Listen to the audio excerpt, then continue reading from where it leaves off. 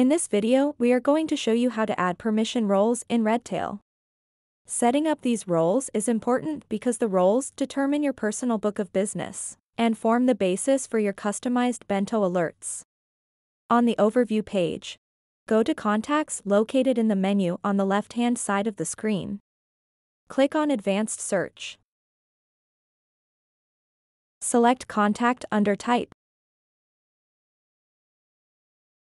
Writing Advisor under Field. Equal to under Operand. And Underdog under Value. Once you have selected these fields, you can click Run. Then select all contacts that are your clients and prospects. On the top right corner of the search results, click on Contact Options and click on Bulk Actions. A new screen will pop up. Search for role assignment. Then select the correct advisor name under the Advisor field. Make sure to check the box on the right side to overwrite existing. To save, don't forget to click Assign Roles. And there it is.